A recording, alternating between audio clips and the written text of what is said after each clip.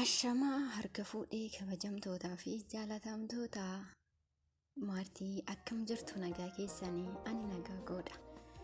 Isinis kan biyya keessaas kan biyya alaas jirtan obboleewwan koo obboleewwan jaalalaa obboleewwan tokkummaa akkam jirtu hundumti keessanuu ani nagaaf kootidha. Waaqayyoof galanni haa ta'u. Isinis nagaa akka qabdan abdii guddaan qaba. Nagaan koo kan jaalalaaf han kabajaa bakka jirtaniif haalartanitti isiniif haa baay'atu hunduma keessaniyyuu. Egaa guyyaa har'aa gara barumsa tokko qabadee dhufeera. Innis maalinnoo jettanii keessa koo keessa na deemaa na nyaataa osoo hin namni naaf dhaga'u jira. Tokkummaa osoo hin dubbadhee jaalala osoo hin dubbadhee namni naa dhaga'u jira. Yoon dhugaa dubbadhee gara dabaa yookaan immoo gara sobaattan goramoo maaltu jira kan jedhuun qabadee dhufe. Innis maali? Nuti tokkummaa ilmaan Oromoo hundumti keenyayyuu yeroo ammaa qoqqoodaa jirra.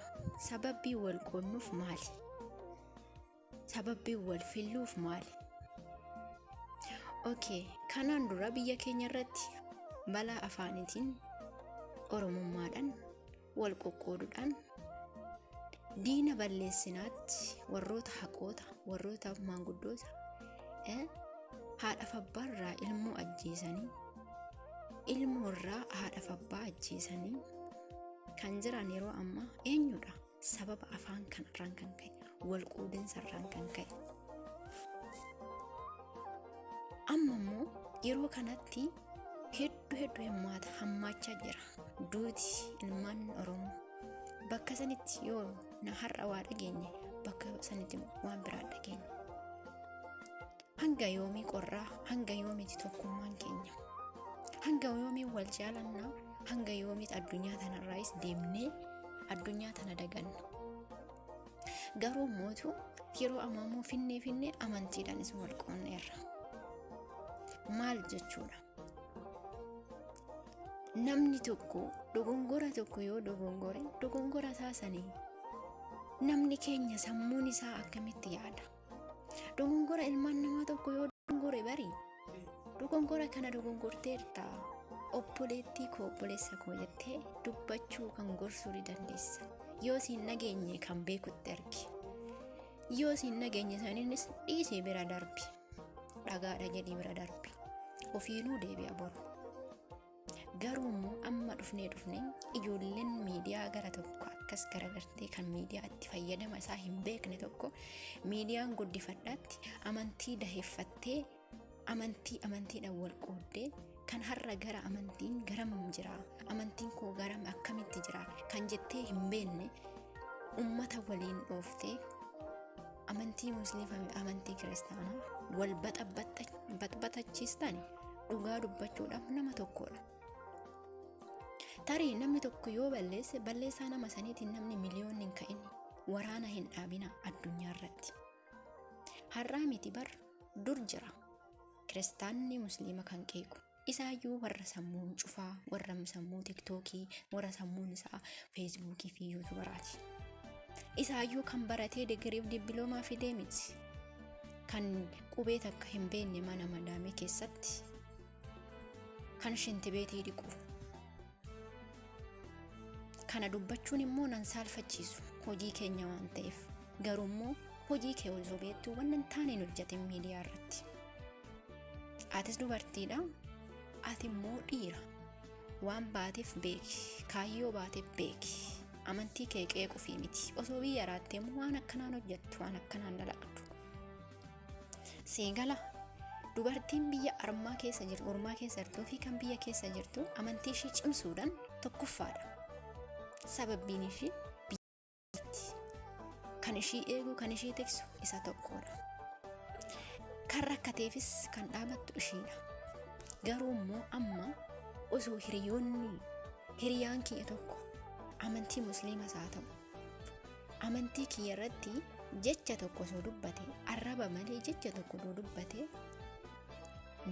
gaafii kana maaf gaafate yookaan immoo jecha kana maaf dubbate jennee kan bunnee miidiyaa irratti baafnu nama saniif gaafii yookaan immoo sababbii inni hojjeteef gaafii kenniteef yookaan deebii kenniteef irra hin kennineef saaxiluu malee. Abbichi sun immoo dhufee gaafii naaf deebisii gaafiin gaafadhee siin jedhe gaafii san immoo gaafii gahan kennine. Yoo ati saaxiltu san immoo hiriyoonni isaa immoo wal jalaa qabee amantii kee qeequu fi arrabsuutti dhufa. Tarii amantiin arrabfameef immoo iddoodhaan jijjiirramu. Ati qeeqxeef immoo qeeqamuu hin danda'u. Amantii musliimaa ta'ee amantii kiristaanaa balleessuuf arrabsu amantiin kee musliimaa kabajaa siif hin kennu. Amantiin koo na jaalatan seenu. Ani amantii kiristaanaa ortodoksii tawaahidoo ta'e amantii musliimaa yoon kan hin kabajne kan arrabsu yoon ta'e amantii koo mana bataskaana deemee kan salootii godhu kan kadhannaa godhu kadhannaan koo naaf dhagahaa miti. Ani cubbamtuu hatsiyaatii kan qabu kan jecha badaa dubbadhu gocha yaraa kan dubbadhu waan cubbamtuu ta'eef kadhannaan koo naa dhagahuu hin danda'u. Waaqayyo koo narraa fudhachuu hin danda'u. Ati amantii namaa balleessiteef amantii namaa arrabsiteef amantiin kee sin jaalatu sin kabaju. Kadhatteef immoo kadhaa kee sin dhagahu. Gaarii goote siin hin jedhu balleessite siin jedha. Yoomillee kana hin dagatin. Kan gara amantiin itti kadhatamuu fi gara amantiin karaa kamiin akka deemu kan hin beekne har'a gocha nama tokko irratti miidiyaa irratti baastanii yeroo ammaa sa'aatii kanarratti kan tokkummaa keessan balleessitan hedduu nama gaddisiisa. Hedduu nama gaddisiisa. Yoo wallaaltan nama gaafadhaa.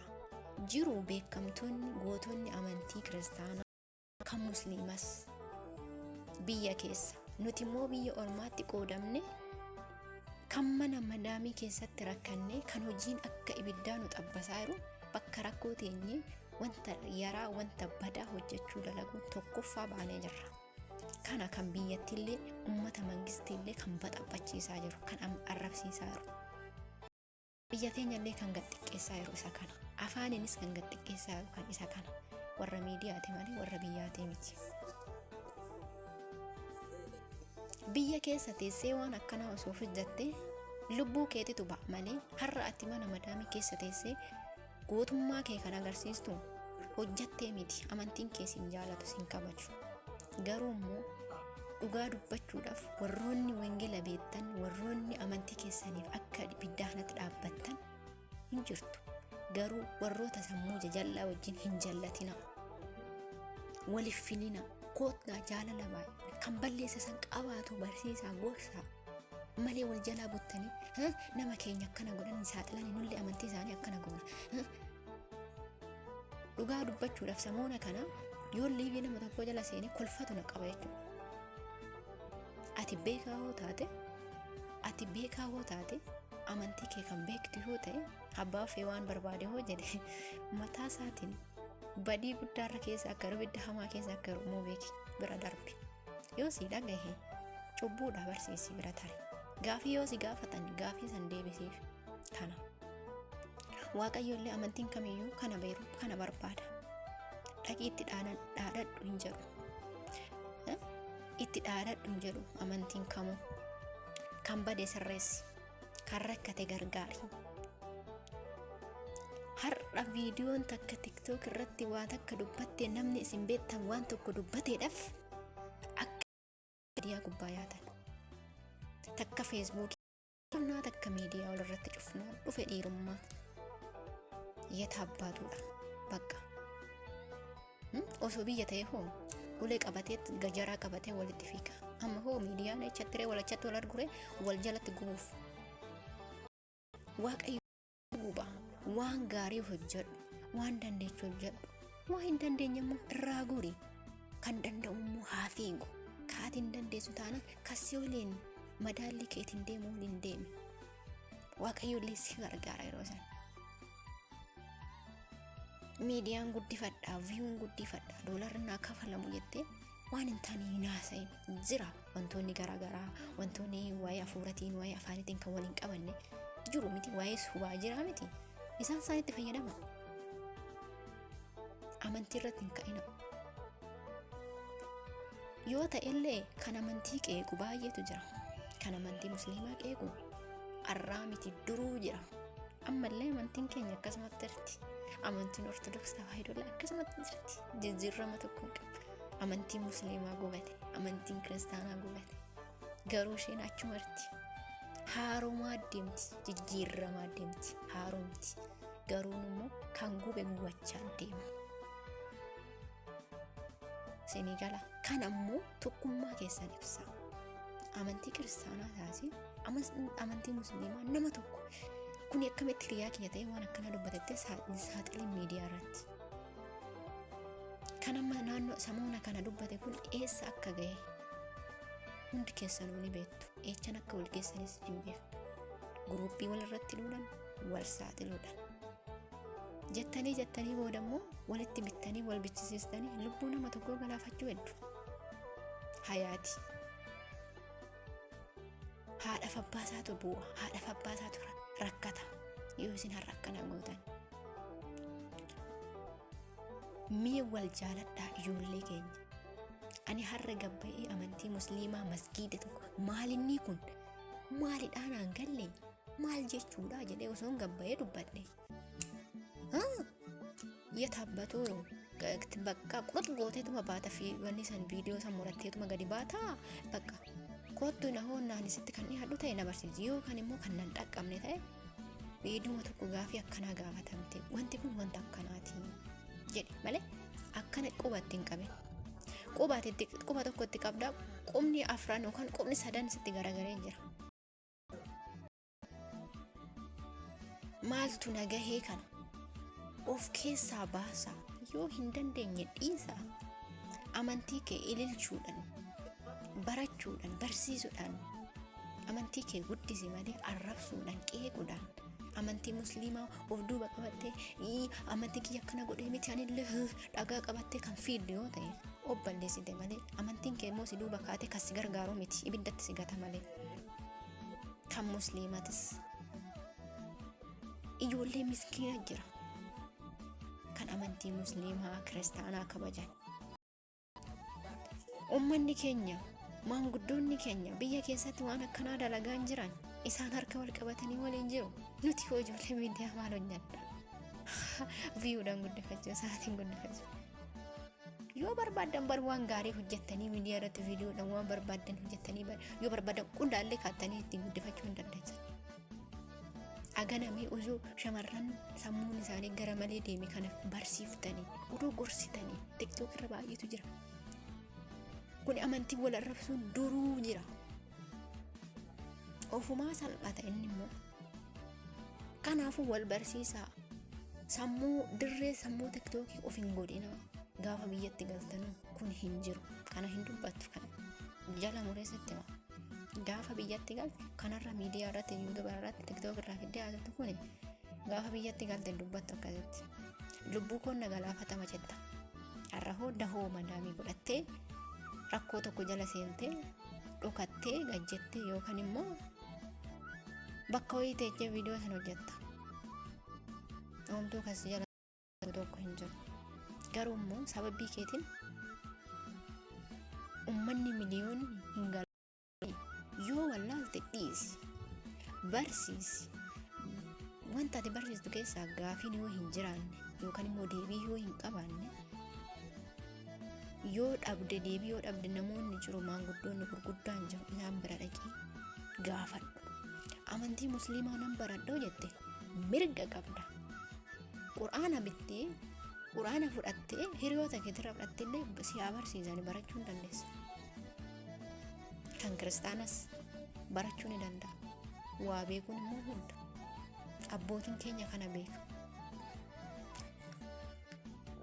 abbootiin kiristaanaa quraanni maal akka jiru beeka abbootiin amantii musliimaas beeku nuti immoo fuula takka matsaaf quddusii fuula tokkorra jecha tokkooyyuu kan hin beeknetu har'a miidiyaatti bahee waan hin taane caraana akkas ta'e walirratti liibii bahee hin caraana miidiyaa banate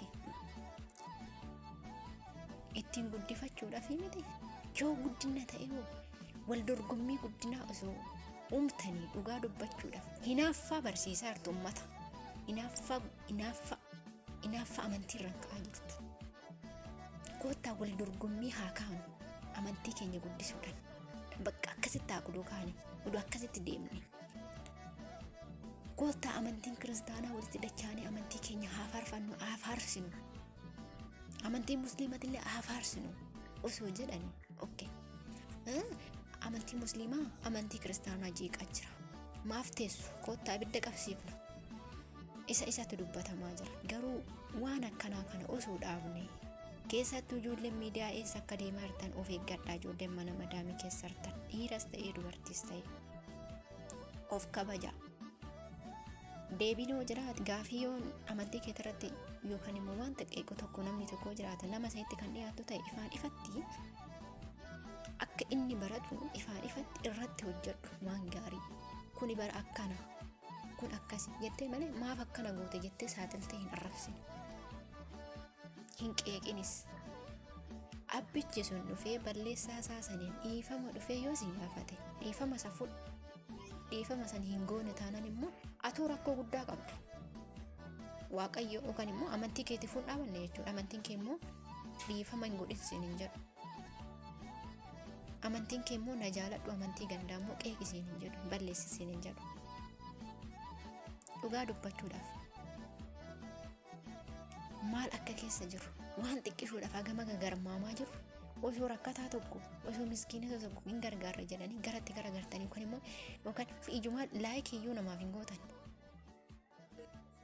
Ilmaan Oromoo Suudii keessatti yeroo dhumasan yoo viidiyoo walirratti hojjetan san kan daawwatu hin jiru kan laayikii godhu asheerii godhu hin jiru.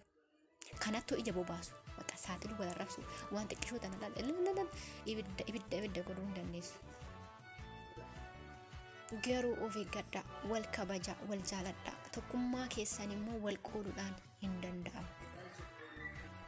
Amantiin kiristaanaa amantiin musliimaa lubbuu kooti isaan lachuu. Amantiin kamuu anaaf lubbuudha. Akkaataa itti kadhannu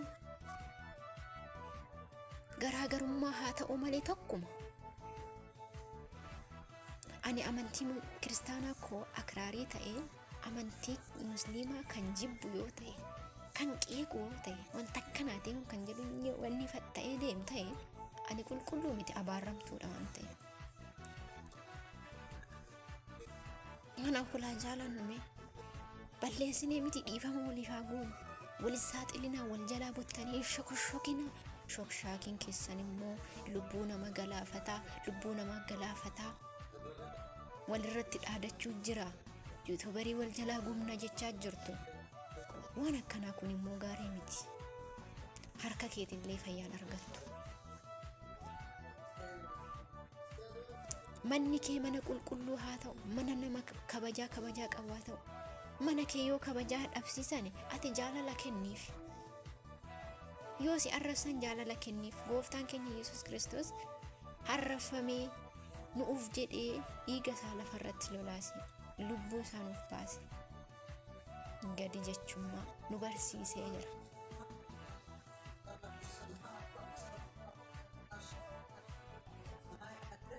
Nuti immoo jaalala waaqayyootu hin beeknu dhugaa dubbachuudhaaf yeroo tokko liphi jedhee yennaan laalu jechuudha. Mi'oo dhaabadhaa uf hubadhaa eessa akka jirtan dhaabadhaa uf laalaa. Ijoolleen miskiinonni jirti isaaniif bu'aame. Amantii keessan kan jaalatume namni amantii ofii jaalatume miskiina gargaara bar hiyyeessa gargaara rakkataa gargaara. Kunoo birri isaa hin hojjeta keessi keessa was shaqataa saniin booda immoo odoo ittiin illee hojjetee daara barakatii hin qabu. Numarraan kaasee nu kaasee jechuudha. Namni takka bara odoo duulti takka baasee kootti beelu gargaara. Kootu mana amantii kana gargaara. Kootu mana amantii kiristaanaa. Kootu mana amantii musliimaa. Kiristaanis musliimaa. Osoo waliin dhaabanne hedduu namatti tola. Addunyaa guddattu biyya guddattu yoo jira Itoophiyaa. Nuti hodhaara sammuutti hin dhaqe takka afaaniin wal qoonna takka amantiidhaan wal qoonna. miidiyaatti ba'ee waa'ee oromummaa kan hin beekne yookaan waan tokko osoo dubbate kuni jaanjoon jettee irratti viidiyoo hojjetta, kuni gagamaan jettee irratti hojjetta. Amantii irratti si akkas ta'e kanuma fidda, gurratti si calawa, kanuma jaalala kee bichaa oofi, jibba kee dhaabi. Akkasuma godhanii warri akkasitti maalii ta'e jettee hin shokoshookin, shokshaakkan homaa faayidaan qabu. Kanuma isiniin jechuu barbaadan dhugaa dubbachuudhaaf namni kamuu yoo ati dhugaa dubbatte dhugammaa keessa irraa fudhatu. Nuti har'a amantii kiristaanaa musliimaan wal qabannee iddoo guddaa ga'uudha. Ati kophaa kee amantii kiristaanaa taate kophaa kee bakka guddaa ga'uu hin dandeessu. Amantii musliimaas bakka guddaa ga'uu hin danda'u. Nuti wal qabannee tokkummaa keenya agarsiifnee biyya teenya guddifnee afaan keenya oromummaa keenya guddifne. Amantiin yoo guddatte oromummaan illee guddatti. Sii galee kabaji dursa amantii kee.